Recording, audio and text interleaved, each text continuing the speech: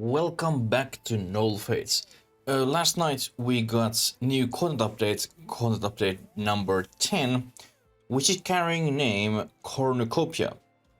And on this update, we got new thing what is going to probably give nice events into our future Noble Fates, example part of money community or in vanilla game overall. And then we got a bunch of different tweaks and something what I've been waiting so much, and think what I was talking about yesterday video, that this game is way too easy.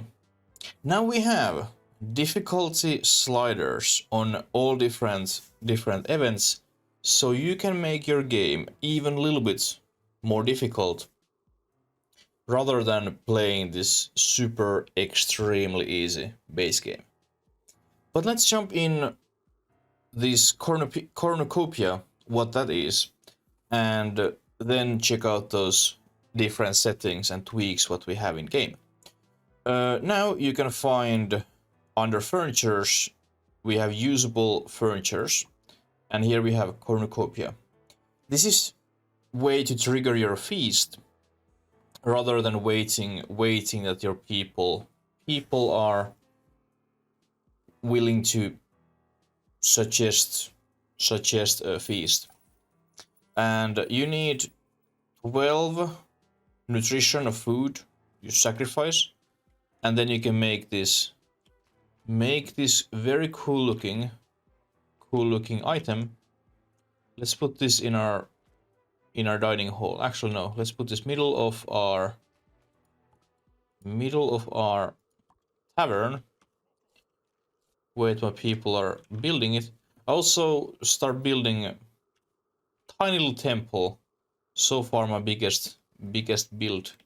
No idea how long this takes to build, but probably a few moments. They obviously need learn it, and then they can build it. And now we just wait that they are transporting food on it. You can also change this horn and bow or bow colors, which is super nice.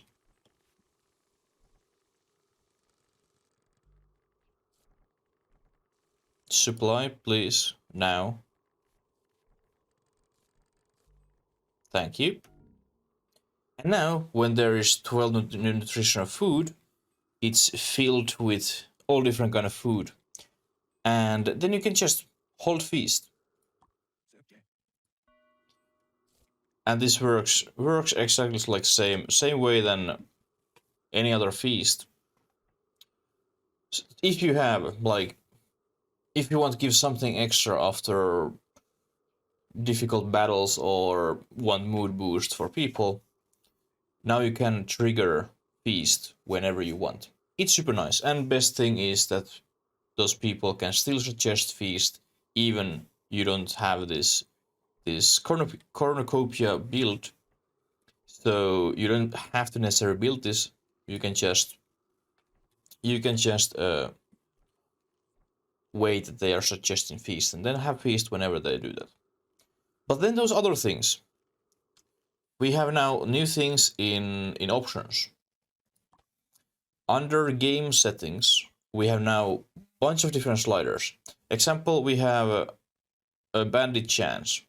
This is thing what I was suggesting immediately when we heard about bandits, because bandits is event which is happening randomly like any other events.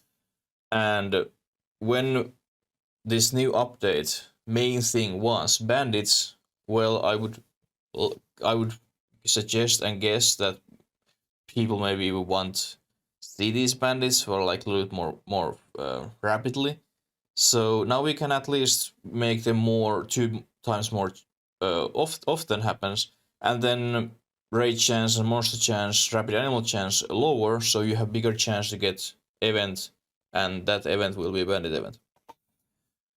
But this thing what we got like the biggest thing on this update, in my opinion, is these difficulty settings.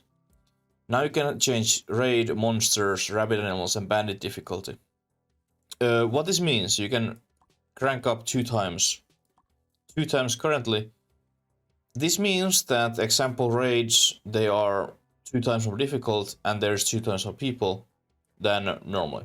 So example, if you have 5 people in your kingdom, and normally you get maybe 5, 6 raiders in your kingdom. If you crank up that all the way up, your 5 people maybe gets, example, 12 people, 12 raiders. So it's much more difficult. It's adding so much randomness into your game overall. Because this game, it's been super easy. It's been super shame because it's been super easy. So now we can change difficulty as we want. Bandits, I guess bandit difficulty, they have bigger group. And talk about bandits, we got little changes on bandits as well. Maybe you have realized and noticed when bandits jump in, they can leave their bandit or their camp very suddenly and very fast. They don't maybe build anything. They just hang out here a little bit. They maybe steal some items, and then they leave. And example, in my challenge run, I lost all my building gear because my bandits just left with my gear. That was super shame. And now bandits, they hang out more likely in your area rather than just leaving very soon. Wonderful edit. Sorry, I don't have time for speech right now. What else? Then we have overall difficulty in mid-late game is increased by 20%.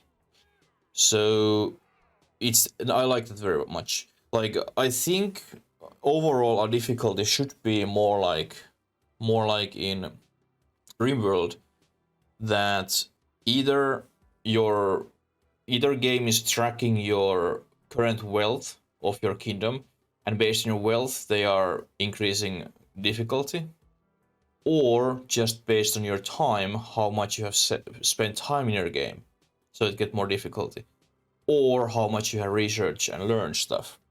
Something like that, not just based on your noble numbers, and that based on that you get raids.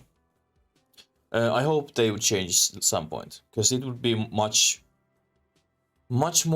better, and it would make this progress overall more enjoyable, and then challenge and difficulty will increase while you're playing, so there's at least chance that you can actually lose this game, because in these days it's not. Of course, now these difficulty sliders, they affect a little bit and make it a little more difficult. Then there's increased variability in combat frequency, so that's changed. Then there is increased kingdom size influence on difficulty. There is decreased prestige influence on difficulty, and then I'm not quite sure. I like to not to have this max kingdom size at all, but now there is kingdom size opinion has negative hits when below 60 members and doubles negative hits when above 60 members.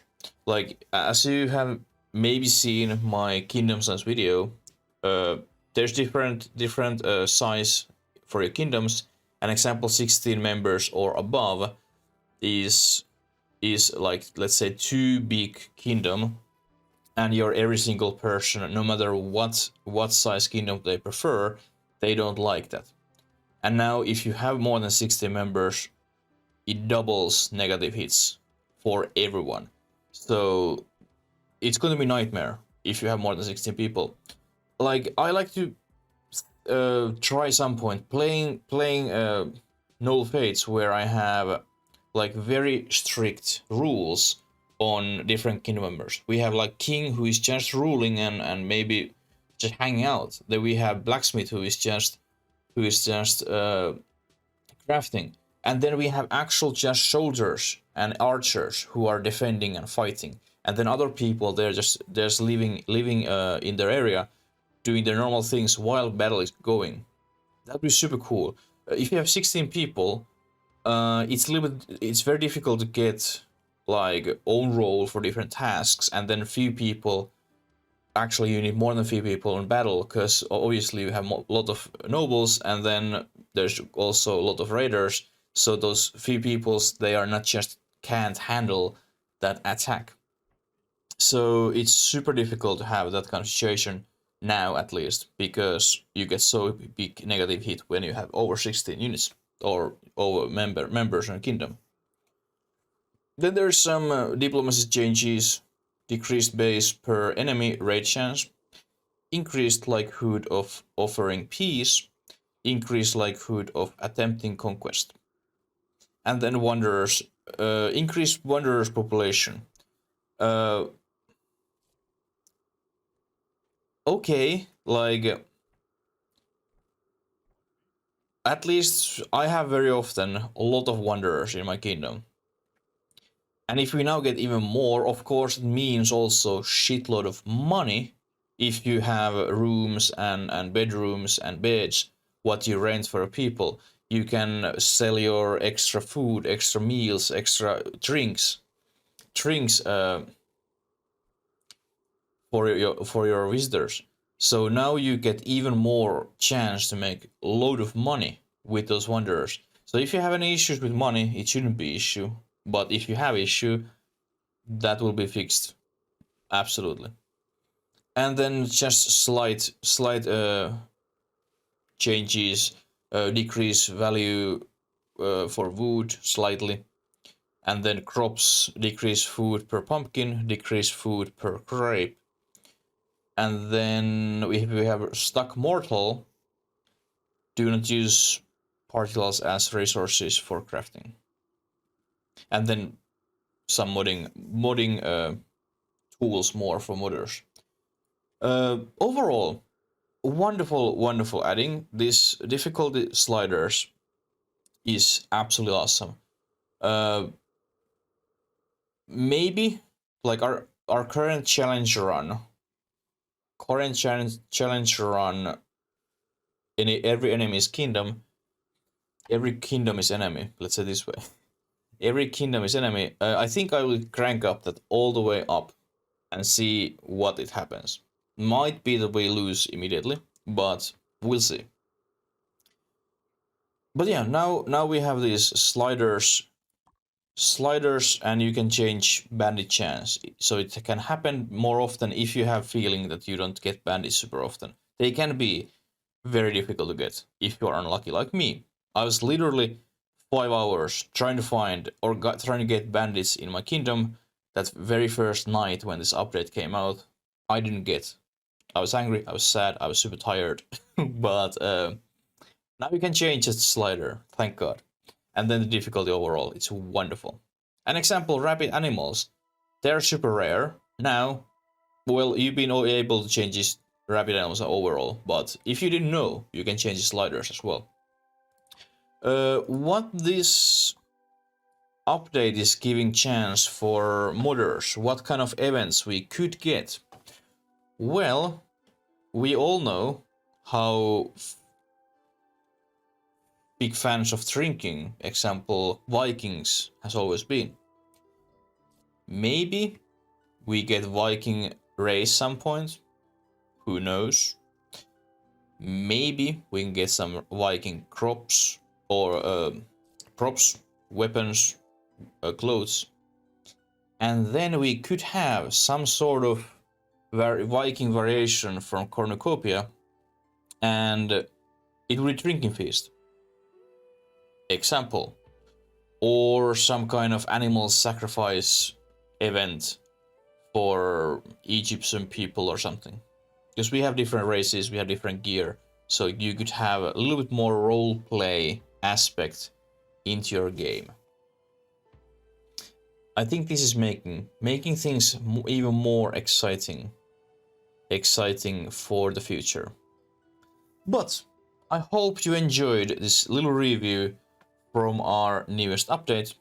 If you did, remember hit like button, and if you haven't already, subscribe our channel and you can get more awesome Noble Fates content. Thank you so much for watching. Continue enjoying Noble Fates, and don't eat too much during feasts. See you next time.